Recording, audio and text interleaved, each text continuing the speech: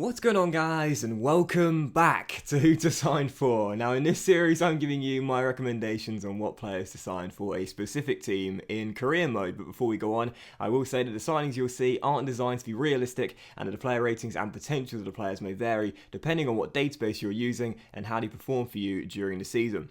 Obviously you don't have to follow all the tips, this is really just a set of guidelines to give you a hand if you're stuck for ideas and want some suggestions on what players you could sign for a certain club. This is mainly aimed at those you out there who may be new to the game and just need a little bit of advice, or for those you out there who just want a few recommendations on what players to sign for a team that you may be using in career mode this year. So yes, with football finally back, I thought why not start up the Who to Sign For series again, because I love making these videos. It's been a while since I made my last one, and yeah, I thought we'd return, and since the Bundesliga right now is still underway, I thought I would start off with some Bundesliga teams. And today we're going to start off with Werder Bremen, a really fun team to do a career mode with. If you're looking for a team with a real stadium, 3 really cool kits, not the biggest of budgets, some decent young talent, and some really ambitious objectives as well. I mean, this team has got every single thing you would ask for. It's a really fun team. In real life, of course, they are in the relegation zone right now at the time I record this commentary. By the time the video goes up, they might now be outside of it, but they're a 4-star team. They're the lowest scorers, I believe, in the Bundesliga as well, and they really have underperformed this season. But it's a really fun team, and it's definitely one I would recommend doing a career mode with. If you're looking for, again, a challenge, but also a team that's got some great kits, a real stadium, and a really fun project to do as well, as they have very high ambitions. Now, in the first season, as you would have seen the objective there, the board are asking you to finish in a Champions League place in the Bundesliga. Reach the last 16 in DFB Pokal, yeah, that should be pretty straightforward, but finish in the top 4 in the Bundesliga, you know Bayern Munich and Borussia Dortmund are guaranteed to be in there, so you've got 1 of 2 spots available, and you've got to be in there. So it's a very tough first season with Werder Bremen in terms of the ambitions, but it is still a really good team. It is a 4-star team. As I run you through the squad here, there is some really good young talent as well. Josh Sargent, you see right now, the young American striker. You've got Rashika, the young Bosnian. Davy Selk is not too young at 24, but still has some decent potential. A couple of midfielders as well that have got some decent potential for the future. It is a really fun team. There are 4 players that are in on loan. You also got 5 players that their deals that come at the end of the year as well. I wouldn't recommend giving a contract to any of those players, as they're all 30 or older. And you also have one of the oldest players in the game who will most likely retire in the first season, Claudio Pizarro, the legend. So yeah, it's a really fun team, and it's definitely worth doing a career mode with. So you see my transfer list right there. The objective with Werder Bremen in the first season really is just to continue to make the side younger. They've already got a decent amount of young talent, but you're going to want more to the team, a more physical team and a younger team as well. And that includes selling the old guard, the players like Nuri Sahin, Gebre, I can't pronounce the guy's name, Gebre Selassie, a right-sided Czech Republic player as well. And when you see the formation of Werder Bremen too, they play a 3-4-2-1, and it's an interesting formation, there's no doubt about that. The wide midfielders operate primarily as sort of secondary wing backs, if you will, so you need some good physical players down the flanks in this team. But I know some people would still adjust the formation when they come in, but if you do stick with the formation they've got, just be wary of that. With no registered fullbacks or wing backs, you're going to need your left midfielder and your right midfielder to be able to track back as well as offer something when going forward as well. But you see, straight away I put those players on the transfer list, and the first thing I did before I signed some players was decided to sell on the old guard here, because while some of these players have decent overalls, you can see Barg Freda is 75 rated, Sebastian Langkapp is pretty decent rated as well, Nuri Sahin too, not too bad.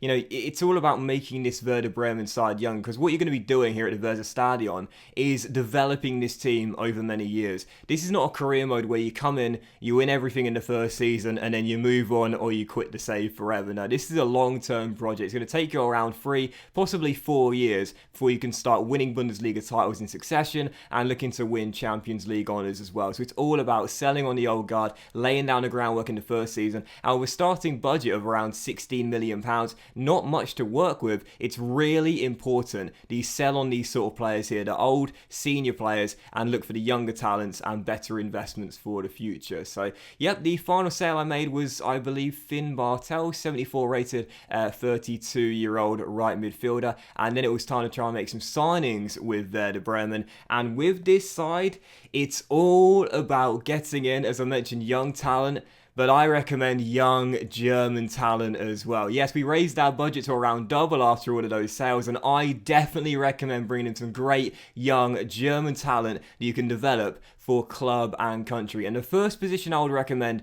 is the centre-back role. You'll be selling Langkamp. Top rack here is only an on loan. The captain, Moisander, is out of contract at the end of the season, and he's due to decline in the first season as well. So you're going to want to bring in a young, talented centre-back. And I've got 4 names here for you, which would be brilliant. You've got Thilo, Kehrer of PSG, Nicholas Stark of Hertha Berlin, Jordan Torunariga of Hertha Berlin, and Anton of Hannover 96 as well. My recommendation out of the 4 targets would be Thilo Kehrer. He's the highest rated at 79 overall. He's only 22, and due to the depth that Paris Saint-Germain have in that position, they won't hold you to ransom over the player's transfer valuation. He's valued at 13 mil, but you should be able to get him for around 15 to 18, possibly 19 to 20, an absolute stretch, but that's not a lot of money to pay for what will now be your highest rated centre-back and your youngest at 22 years old as well. He'll probably ask for a pay cut as he's on 55 grand a week right now. We got him on a 36 grand a week contract on a 5-year deal.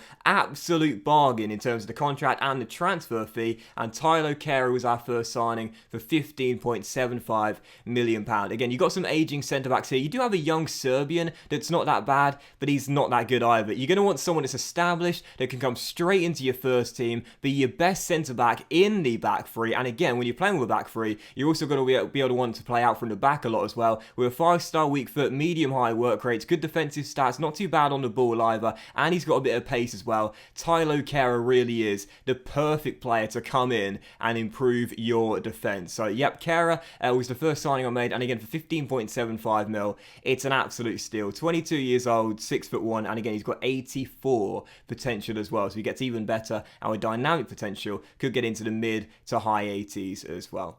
But after signing Kehrer, I'd also recommend a new central midfielder to this team. Now, you've got 2 really good options in your central midfield right now, including Davy Klaassen and also Eggstein as well. But I still would recommend a good young talented player that can either go straight into the first 11 or come off the bench in the first season. I've got 3 names on the shortlist right here, but the main 2 that I would target are Florian Neuhaus of Borussia Mönchengladbach, who you've probably seen quite a lot in FIFA Career Mode this year. He is an amazingly young talented midfielder, only 22 years old, starts at 78 rated and has 86 potential as well. The problem is you might not be able to afford him. Borussia Mönchengladbach are reluctant to let him go on a cheap deal due to how good the guy is for now and for the future as well. We agreed a £15.75 million deal, which to be fair isn't that bad. However, if I was to sign him, we'd have no money left over. But the other target I'd recommend, who will be a little bit cheaper for you, is Arne Meyer of Hertha Berlin. Now, he's 2 years younger than Florian Neuhaus, but he is 2 ratings lower,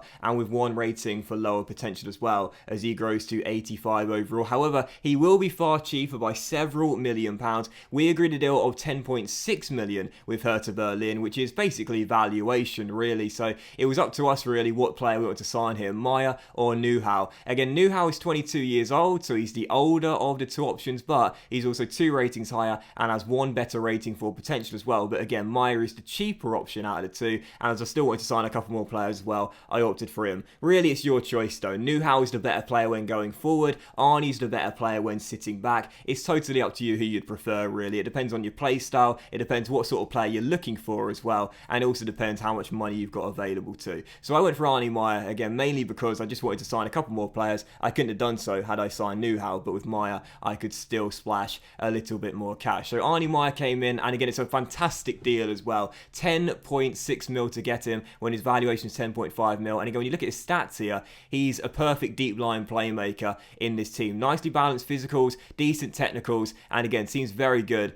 just when keeping hold of the ball as part of your midfield or central midfield duo. So you can either have him starting in the first 11 or coming off the bench, totally up to you. Personally speaking, in the first season, I'd opt to play Klaassen and Eggstein together and have Meyer coming off the bench. But again, he's got 85 potential, so grows to a really high overall dynamic potential. Again, you could get him in to the high 80s. So because I opted to go for the cheaper cheaper option and not Florian Neuhaus. I did have a little bit more money remaining, and with very little remaining in the budget, there wasn't many options for me to get for another signing. But I would recommend, again, looking for some good young German talent as you keep on trying to make this Werder Bremen side younger and more exciting for the future. And we talked about the wide midfield options in this team earlier on in the episode, how they need to be good defensively, but also you want players that are very good when going forward as well. There are several options here that will be really good for you as well to do that sort of role, but I would definitely recommend two players here that can either be good when going forward or defending at the back. You've got Miner,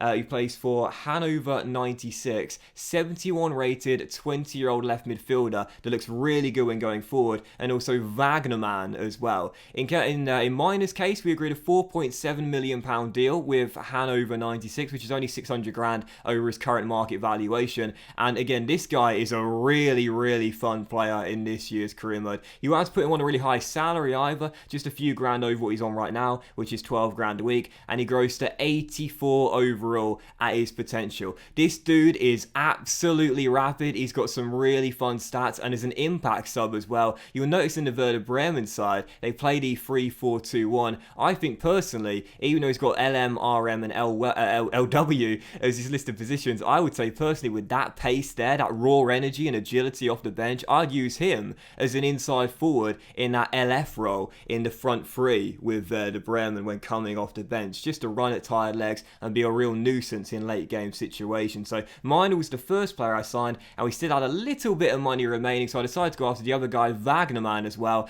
Let me tell you guys, this is definitely one of those options in FIFA career mode you cannot afford to pass up, especially if you're a Bundesliga side with very little money. He's a young German right back who starts off 66 rated, and you might think to yourself, well, that's pretty poor, right? But he's only 18 years old and he grows 19 ratings. Yes, he's got a growth of plus 19, gets to 85 at his potential, and this dude, I mean, this guy is all about the physicality, and he's definitely one of the best bargain options you can get in this year's FIFA career mode. Sprint speed 86, acceleration 82, strength 76, 72 stamina as well. The exciting prospect tag. Physically, this guy's a monster with a 4-star weak foot, 6'2". Imagine him with those physical stats at 85 rated. He would be the complete physical player. So Wagnerman, definitely worth picking up. It'd almost be kind of like a B-Tech Adama Traore in the first few seasons, but eventually become one of the best fullbacks slash wingbacks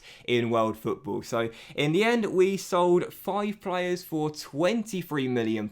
They were all in their 30s, and we signed 4 players for £32.5 million. It was a net loss of 9.5 mil, which really wasn't that much, and we left a little bit in our budget to play the pre-contract game in January, which I always recommend doing in the first season with a team like this, and we've really made this team a lot younger and a lot more exciting as well. All 4 players coming in, 22 was the oldest in Thilo, Kehrer, and it's a really fun team for the future. Question is though, with Werder Bremen, could we achieve that very strong objective of finishing in the top 4 and also reaching around 16 in the DFB Pokal? Well, as you can see, we did fail our league objective, which to be fair was to be expected. I mean, the Bundesliga is very competitive. As I said earlier, you're always going to see Borussia Dortmund and Bayern Munich in the top 4. So you know only 2 spots are going to be available for you, and Bayern Munich ordinarily win the Bundesliga in the first season. That happened in this save as well. We ended up finishing in 6th place, and to be fair, we were only 2 points off Mönchengladbach in 4th, and we did get a Europa League place as well. And honestly, I wouldn't consider that a failure based on how Werder Bremen have done this season in real life. I understand the board would consider it a failure, don't get me wrong, but in my opinion, with the team you've got, in the first season, I would target the Europa League. And as for the DFB Pokal, as you can see, we went 2 rounds further than the board expected us. We went to the semi-finals before being knocked out by Eintracht Frankfurt, who were beaten by Bayern Munich in the final,